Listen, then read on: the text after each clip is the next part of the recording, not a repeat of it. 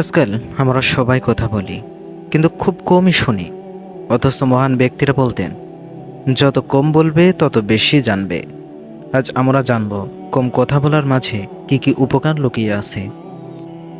ইসলামী দৃষ্টিকোণ থেকে এক হাদিসে রাসূল সাল্লাল্লাহু আলাইহি সাল্লাম বলেছেন, যে ব্যক্তি আল্লাহ কিয়ামতের দিনে বিশ্বাস করে সে যেন ভালো কথা বলে অথবা চুপ থাকে। দার্শনিক সক্রেটিস বলতেন, কথা বলার আগে অন্তত 3বার ভাবো, এটি সত্য, এটি উপকারী, এটি প্রয়োজনীয়।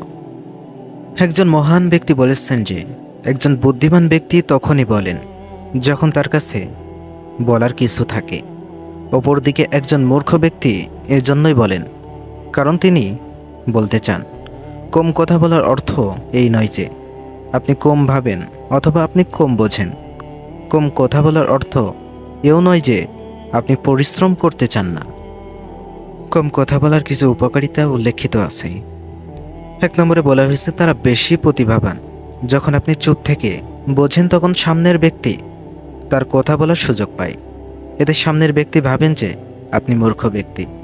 আপনি শোনেন বলেই তিনি বলতে ভালোবাসে, কারণ এই পৃথিবীতে ভালো শ্রোতার সংখ্যা খুবই কম। যেহেতু আপনি ভালো শ্রোতা, তাই সামনের ব্যক্তি মনে করেন যে আপনি তার কথাই গুরুত্ব দিচ্ছেন। 2, তারা খুবই বুদ্ধিমান। তারা একেবারে তাদের সম্পূর্ণ কথাকে বোঝায়। সে ব্যক্তি খুবই সংক্ষিপ্তভাবে গুরুত্বপূর্ণ জায়গা বক্তৃতা রাখতে পারবে। আমাদের ভাবনাগুলো হলো অনেকটা ঘনীভূত অ্যাসিডের ন্যায়। আমাদের কথা অনেকটা জলের মতো। আপনি ঘনীভূত অ্যাসিডের যতটা জল মেশাবেন তা ততটা পাতলা হবে। যখনই আপনি বেশি কথা বলবেন আপনার ভাবনার বোঝা অপর ব্যক্তির পক্ষে ততই কঠিন হবে। যদি আপনি আপনার মনের কথা কাউকে বোঝাতে চান তবে যত সম্ভব কম কথা বলার চেষ্টা করুন, কারণ লোকেরা কম কথা বলা লোকদের কথা বেশি শুনতে চান। 3 নম্বরে বলা হয়েছে তারা অনেক বন্ধু ভাবাপন্ন। আপনি হয়তো ভাবছেন কম কথা বলা লোকের সাথে কে বন্ধুত্ব করবে, কিন্তু বাস্তব হলো এরাই বেশি সহজ সলভ হয়, কারণ তারা কথা বলতে, কথা শুনতে, কথা বুঝতে জানে। তারা যতটুকু প্রয়োজন ততটুকুই বলে, তাই সে অন্যকে বিরক্ত করে না এবং সময়ও নষ্ট করে না, তাই তারা বেশি বন্ধুত্বপূর্ণ। 4 নম্বরে বলা হয়েছে সফলতার হার বেশি। যারা কম কথা বলে তাদের সহ্য ক্ষমতা বেশি থাকে। তারা ফালতু কথায় সময় নষ্ট করে না, তাই তাদের সময় ব্যবস্থাপনাও সর্বোচ্চ স্তরে।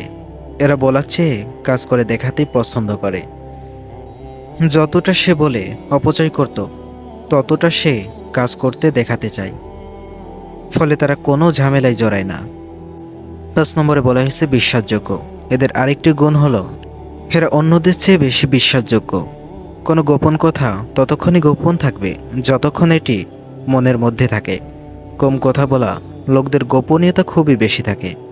তাদের মনে কি চলছে তা জানা সাধারণ লোকের পক্ষে খুবই কঠিন কাজ, কারণ তারা কখনো এমন কথা বলে ফেলে না যাতে তাদের গোপনীয়তা নষ্ট হয়। তারা এমন কোনো কথা বলে না যাতে তাকে পরবর্তীতে আফসোস করতে হয়। এই গুণটি তাদের সবচেয়ে বেশি বিশ্বাসযোগ্য করে তোলে, কারণ তারা ধৈর্য সহকারে আপনার কথা শুনবে, সমাধানও খুঁজবে, আবার কথাও গোপন রাখবে। 6 নম্বরে বলা হয়েছে এরা কারোর সাথে তর্কে জড়ায় না। এরা নিজেদেরকে আত্মসম্মান সর্বদা বাঁচিয়ে রাখে। কখন আমরা লোকের সাথে তর্কে জড়াই? যখন আমরা না ভেবে, না চিন্তা করে লোকের সাথে পাগলের প্রলাপের মতো কথা বলতে শুরু করি, অথবা না ভেবে চিনতে এমন কথা বলে ফেলি যার সুযোগ তার পরবর্তীতে নিতে শুরু করে।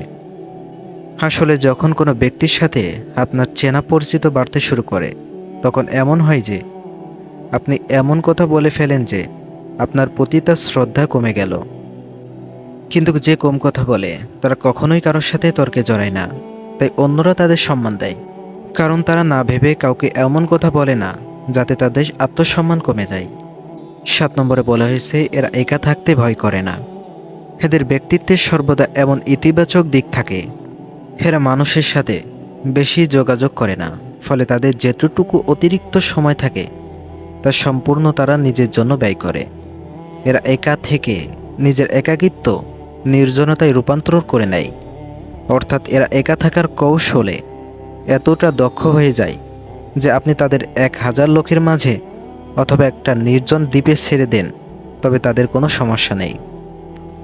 8 নম্বরে বলা হয়েছে এরা শান্তিপ্রিয়। এদের শত্রুর সংখ্যা প্রায় নেই বললেই চলে। যত কম কথা আপনি বলবেন, তত কম প্রতিজ্ঞা আপনি করবেন, তত আপনি তাদের প্রতিজ্ঞা ভাঙবেন। ফলে আপনি শান্তিতে থাকবেন। এই পৃথিবীতে যত ক্ষতি কম কথা বলা হয়েছে, তার চেয়ে বেশি ক্ষতি হয়েছে বেশি কথা বলে।